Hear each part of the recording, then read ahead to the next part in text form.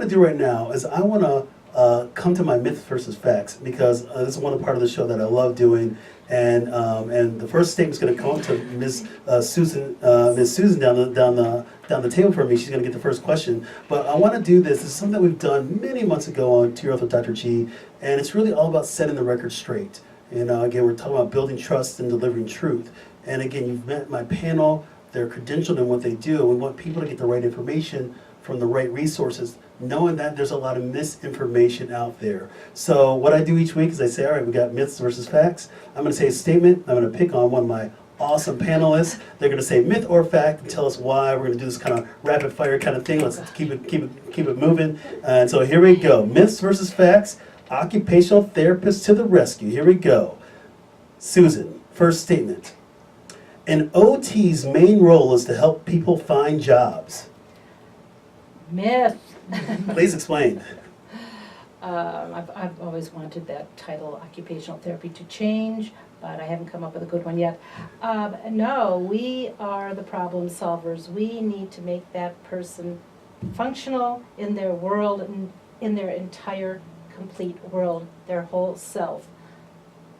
No, it's not just a job. I had, when I was doing a little bit of the pre-show work, one of the occupational therapists that I interviewed, Amy, she was telling me that at some point, now she has her husband answer the questions when somebody says, what do you do for a living? And so kind of setting the record straight, but he knows what she does so well that he's like, oh, just answer the questions. But again, that is a complete myth. Occupational therapists do not help people find jobs. Here we go. Next statement here for Mara. Here we go.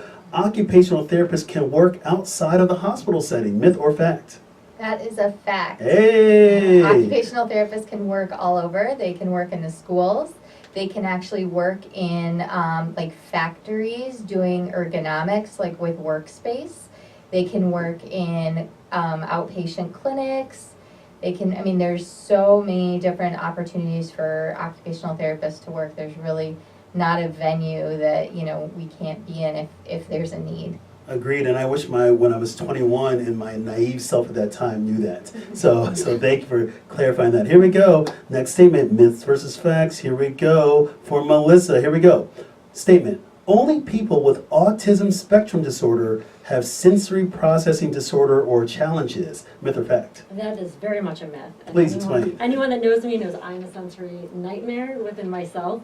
I am not diagnosed with autism spectrum disorder, but we all have our sensory quirks, I would say, but we know how to deal with them.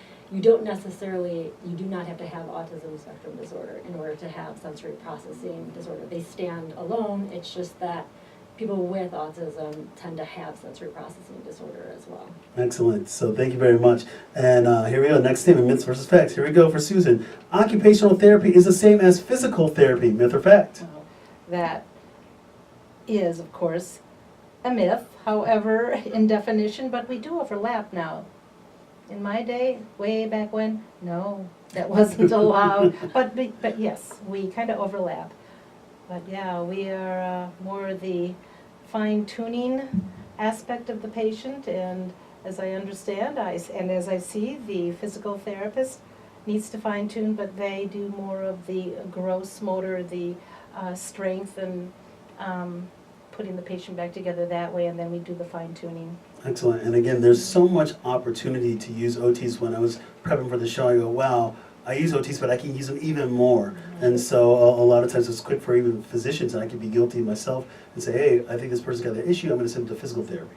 And so we can all do better, and that's why we're trying to clear the air here today. Here we go. Myths versus facts. This is for Mara. Here we go. Occupational therapy is boring. I would hope that is a myth. From a clinician. It better be a myth, because it's not boring. It is not boring from a clinician perspective at all. I am never bored. You get to meet all sorts of fantastic people every single day. You get to tap into your creative sense to work with people, to motivate them to get back to the things that they love and want to do. And you can be involved in so many different aspects of the field. So you can practice occupational therapy, you can get involved in research, you can get involved in different opportunities that are just so rich in education to make what you're doing even more exciting, but the whole field is never boring. I mean, Excellent. hopefully not from a patient perspective All right. also. Here we go. Myth versus facts. This is for Melissa. Here we go. I need a physician's prescription to see an OT. Myth or fact? So that's a tricky one, because it could go either way. It's a myth and a fact, I guess. It depends on the setting. In hospitals, you do need the OT, the physician script, but then, like in schools, I might see someone that doesn't have a physician notice. They might have like problem solving that we're working on in order to help them. So you don't necessarily need that in the schools. Excellent. Here we go. Susan, here we go. Myths versus facts. All right. I like this one. Here we go. You like this one. All right. Occupational therapists can work on any part of the human body within the scope of their practice. Within the scope of their practice, operative phrase. No, not really. That I think is a partial myth. I'm getting these partial. I know. I'm questions here. picking You're on you trying on to this one. Slip me up here. Within the scope, myth. But I sometimes that just doesn't get the job done. That is So we correct. have to think outside of the box. Well, that's the beauty of what you guys do. Is say, well, something I may not be working with, think about it a different way. But what you guys do is just awesome stuff. You know what? I might do one myself. Here we go. I'm going to do one myself. I want to join the fun. They're having all the fun. I'm going to pick on myself on myths versus facts, and then we're going to wrap things up. So here's a statement. When appropriately applied, the use of crafts and games represent occupational therapy in disguise. I say that's a fact.